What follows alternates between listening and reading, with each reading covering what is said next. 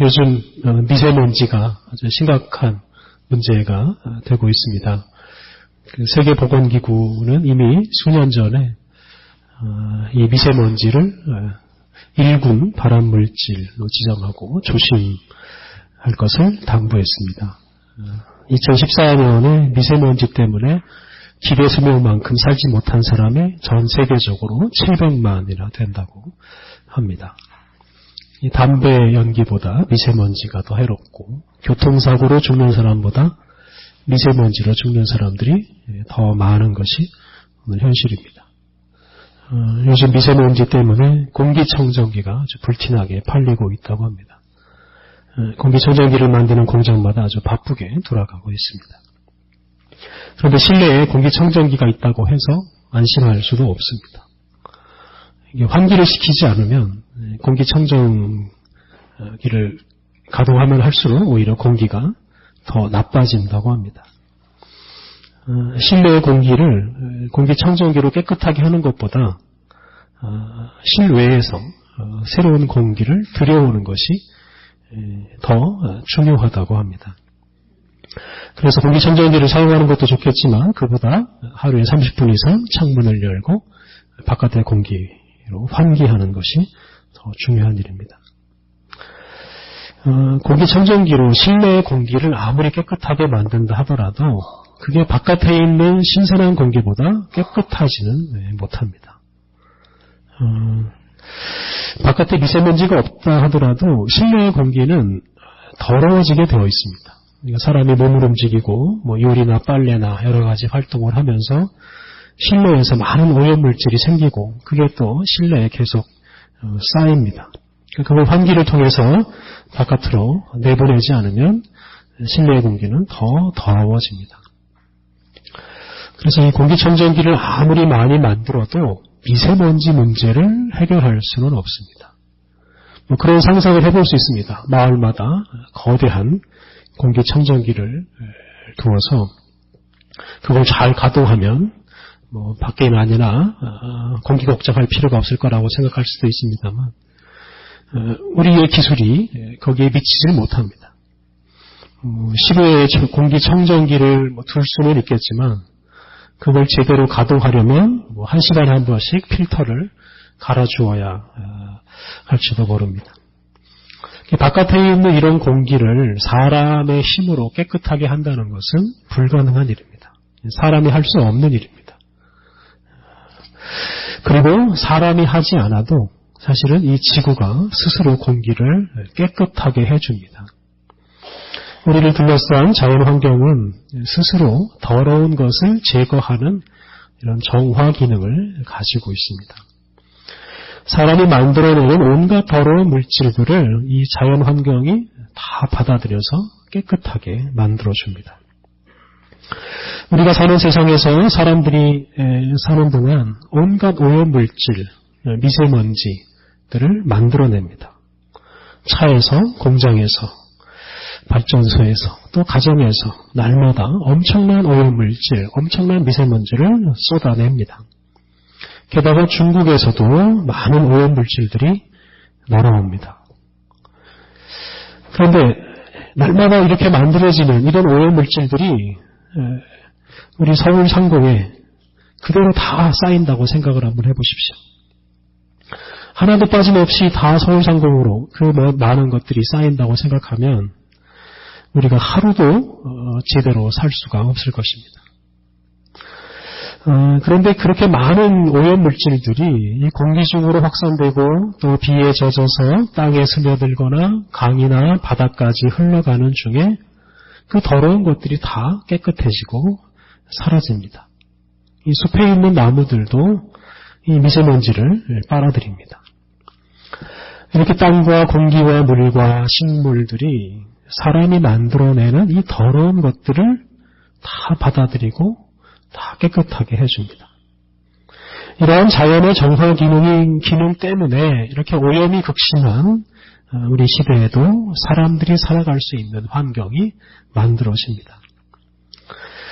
그래서 우리가 공기청정기에 감사하며 살 게 아니라 이렇게 온갖 더러운 것을 받아들여서 깨끗하게 만들어주는 하늘과 땅과 물과 공기에 감사하며 살아가야 합니다. 만약에 우리를 둘러싼 이 환경이 더러운 것은 싫다고 하면서 더러운 것들을 받아들이지 않고 처리하지 않고 그냥 그대로 더러운 것 그대로 내버려 둔다면 우리는 사실 살 수가 없습니다. 오늘은 교회적으로 종려주일입니다. 예수님께서 왕의 모습으로 예루살렘에 들어오신 것을 기념하는 주일입니다.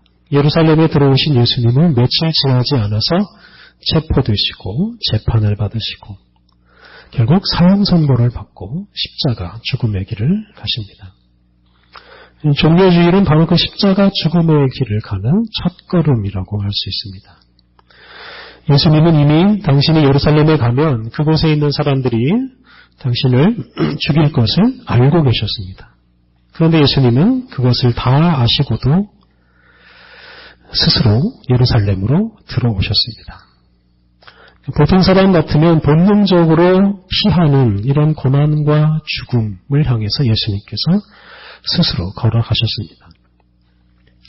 오늘 이건 본문을 통해서 다들 멀리하고 다들 피하고 싶어하는 이 고난과 죽음을 피하지 않으시고 가까이 하시고 다 받아들이시는 우리 예수님의 모습을 묵상하고자 합니다. 오늘 읽은 구약의 말씀에는 예수님을 닮은 고난받는 종이 나옵니다. 이사야의 4편의 고난받는 종의 노래가 있는데요. 그 중에서 오늘 본문은 3번째 노래입니다. 이 4편에 등장하는 이 하나님의 종, 고난받는 종은 한결같이 고난을 받으면서 일을 합니다. 높은 자리나 큰 권력을 가지고 강한 모습으로 일하는 게 아니라 아주 약한 모습으로 일합니다. 오늘 본문 6절이 이 고난받는 종의 모습을 아주 잘 표현하고 있습니다. 그는 자신을 때리는 자들에게 그의 등을 맡기고 자신의 수염을 뽑는 자들에게 그의 뺨을 맡기고 모욕과 침뱉음을 당해도 그의 얼굴을 가리지 않습니다. 잘 때릴 수 있도록 등을 내어주고 수염을 뽑을 수 있도록 뺨을 맡기고 얼굴을 내밀어서 모욕과 침뱉음을 당합니다. 고난받는 종은 모든 것을 다 받아들입니다. 불평하지 않고 저항하지 않고 정신적인 것, 물질적인 폭력들을 다 받아들입니다. 그런데 이 고난받는 종이 이 일을 억지로 하는 게 아닙니다. 어쩔 수 없어서 하는 게 아닙니다. 모든 것을 받아들이는 것이 이 종의 본성입니다. 4절과 5절을 보면 이 종에게는 학자의 혀와 학자의 귀가 있습니다. 학자의 혀와 학자의 귀가 이 종의 본성을 잘 보여줍니다. 여기서 학자라는 뜻이 중요한데요. 학자라는 이 한자를 그대로 풀었으면 배우는 사람입니다. 가르치는 사람이 아니라 배우는 사람입니다. 오늘 본문에서 학자들이라는 단어에 각주 표시 1번이 붙어있고 아래쪽에 그 각주 1번에 제자들 또는 가르침을 받는 자들이라고 적혀 있습니다. 그래서 학자들이라는 말을 제자들이라는 말로 바꿀 수가 있다는 말입니다.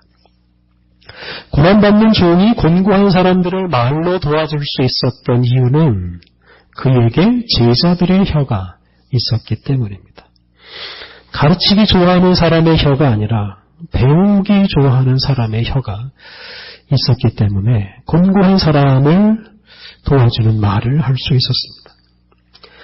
그가 이 고난받는 종이 배우는 사람의 입장에서 말할 수 있었기 때문에 그의 말을 듣는 사람들이 잘 알아듣고 도움을 받을 수 있었다는 뜻입니다.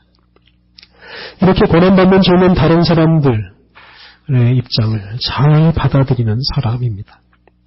고난받는 종에게는 또한 제자의 귀가 있습니다. 5절 주 여호와께서 나의 귀를 여셨으므로 내가 거역하지도 아니하며 뒤로 물러가지도 아니하며 하나님께서 이 종의 귀를 열어주셨습니다. 잘 듣게 하셨다는 말입니다. 잘 배우는 귀, 제자의 귀를 주셨다고 표현할 수 있습니다. 이 고난받는 종은 열린 귀, 제자의 귀를 가진 사람이기에 무슨 말이든지 잘 듣고 잘 받아들입니다. 그리고 잘 듣고 잘 받아들이기에 들은 대로 행동합니다. 거역하거나 뒤로 물러가지 않습니다. 오직 들은 대로 순종할 뿐입니다. 어렵고 힘든 일을 하라는 명령을 들어도 오직 순종할 뿐입니다.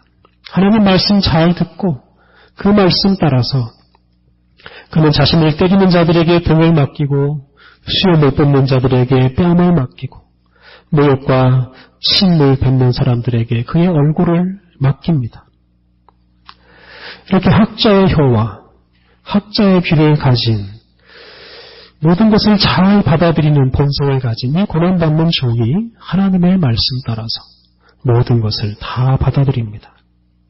온갖 모욕과 폭력, 심지어 죽음까지도 받아들입니다. 그리고 하나님은 이렇게 모든 것을 받아들이는 이 종을 통해 당신의 뜻을 이루십니다. 그런데 이렇게 무조건 다 받아들이는 사람을 통해 하나님께서 무슨 일을 할 수 있느냐라고 우리가 질문할 수 있습니다. 무조건 다 받아들이는 사람은 사실 바보 같은 사람일 수 있습니다. 쉽게 속아서 실패할 수 있는 사람입니다. 의심도 하고 거부도 하고 자기 소신 따라 사는 사람이라야 험한 세상에서 하나님의 뜻을 이룰 수 있다고 생각할 수도 있습니다.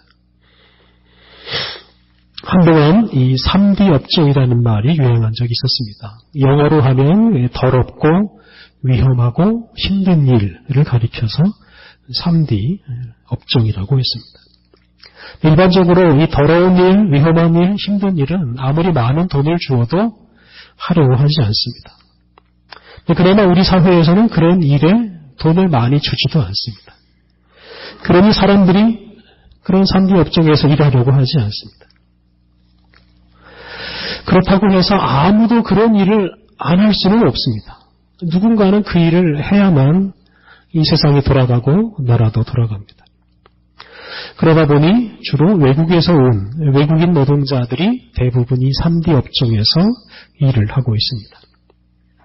농촌에서 그리고 힘든 일이 많은 공장에서 많은 외국인들이 일을 하고 있습니다. 지금 농촌에서 외국인이 없으면 농사를 못 짓는 가정들이 많고요. 공장을 운영하는 사람들 중에서도 외국인이 없으면 공장을 운영하지 못하는 사람이 있습니다. 우리 사회에서 3D 업종에서 일하는 외국인 노동자들은 우리 사회에 정말로 필요한 사람입니다. 쉬운 일, 힘든 일 가리지 않고 무엇이든지 시키는 대로 하는 사람, 어렵고 힘든 일을 마다하지 않는 사람, 이런 사람이 정말로 훌륭한 일꾼이 될 자질이 있습니다. 본문 속의 이 고난받는 종이 바로 그런 일꾼입니다. 맞는 일, 모욕당하는 일까지도 기꺼이 하는 종이기 때문에 하나님은 그런 종을 마음껏 사용하십니다. 청소와 빨래, 이런 집안에서 더러운 것을 없애는 일입니다. 그런데 이 일을 좋아하는 사람이 사실 많지 않습니다.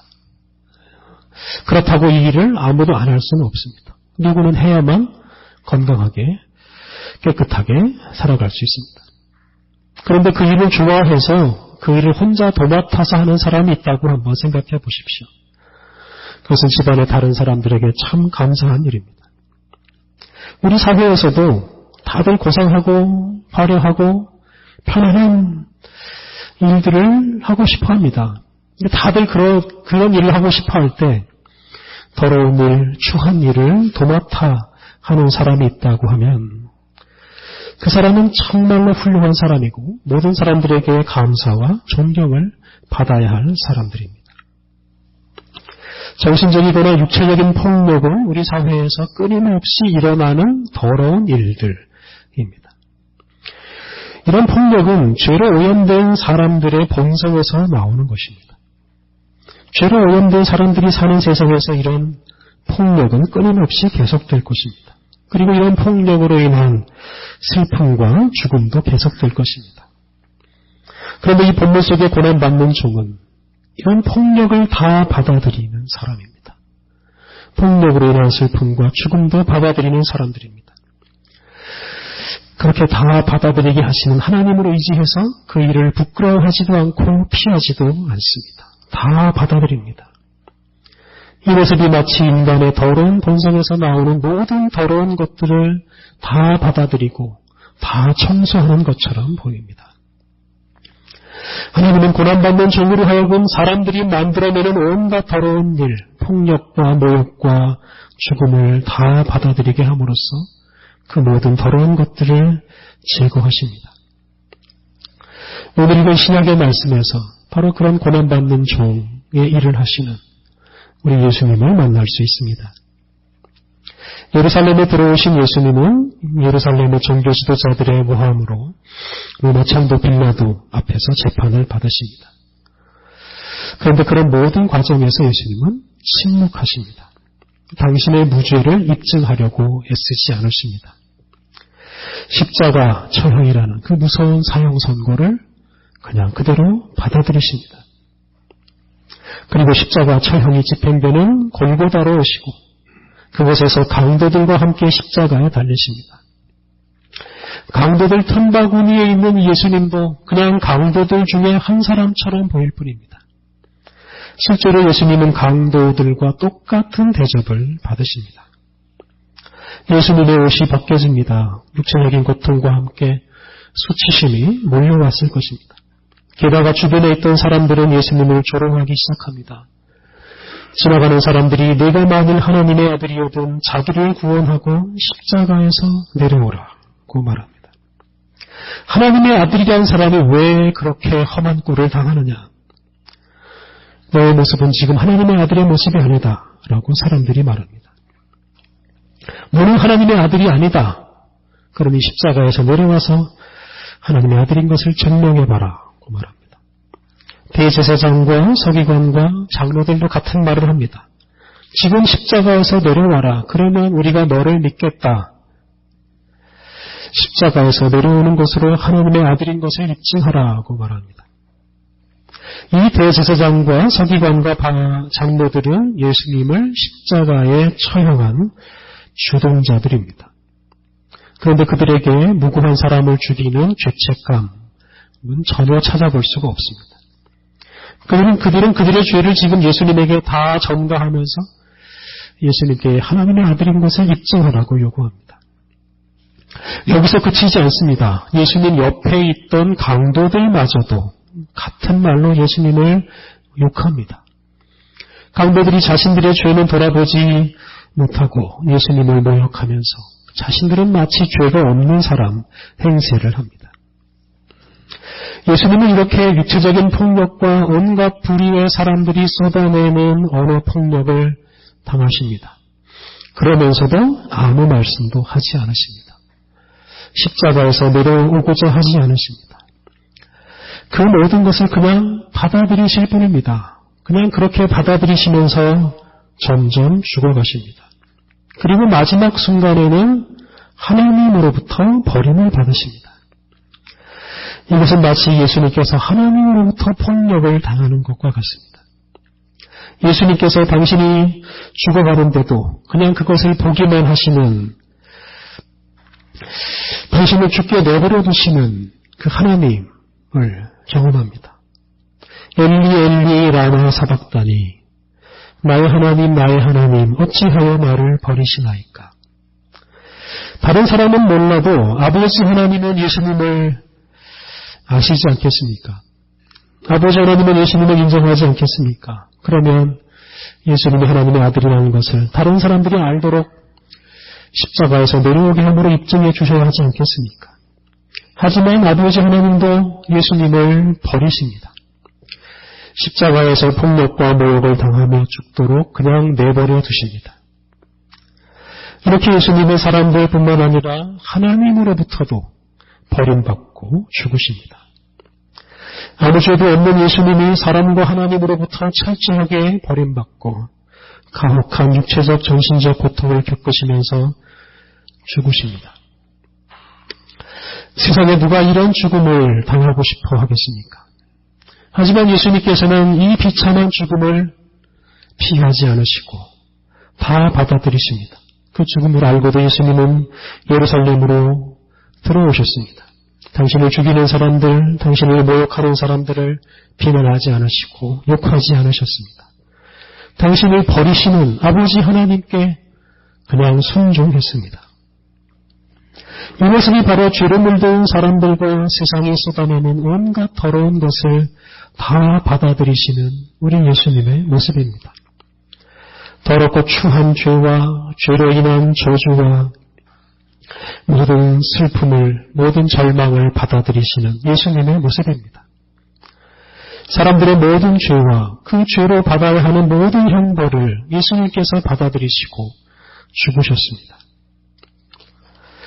이사야 53장 5절과 6절 말씀. 그가 찔림은 우리의 허물 때문이요 그가 상함은 우리의 죄악 때문이라. 그가 징계를 받음으로 우리가 평화를 누리고 그가 채찍에 맞음으로 우리는 나음을 받았도다.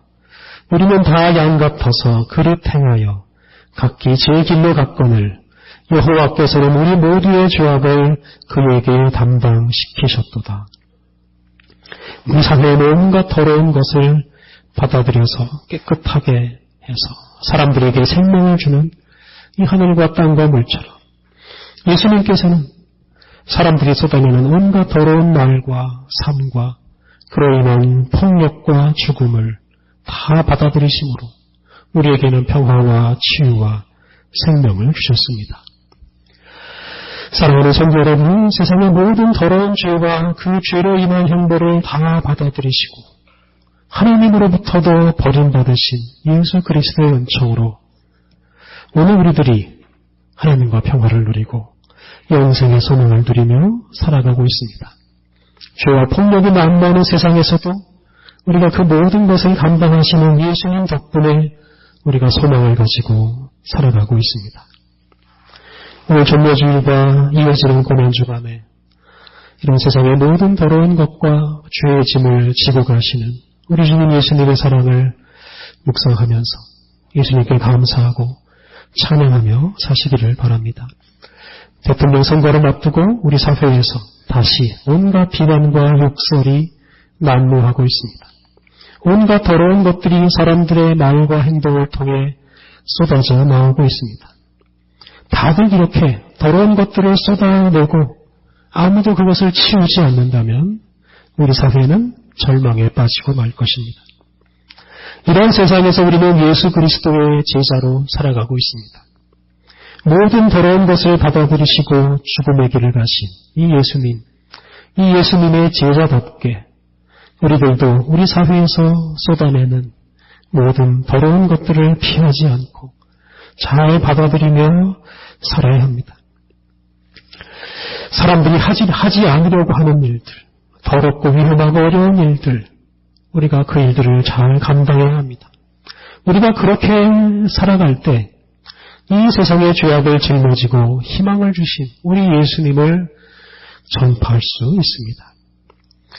사랑하는 성도 여러분, 고난과 죽음의 길을 가신 우리 예수님 안에 머물면서 늘 소망 가운데 살아가십시오. 또한 예수님처럼 고난과 죽음의 길을 감으로 세상에 예수님의 이름으로 소망을 전파하며 살아가시기를 바랍니다.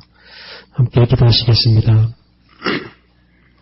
하나님 예수 그리스도를 우리에게 보내셔서 우리가 쏟아내는 온갖 더러운 것들을 다 받아들이게 하심으로 우리에게 생명과 평화를 주시니 감사합니다.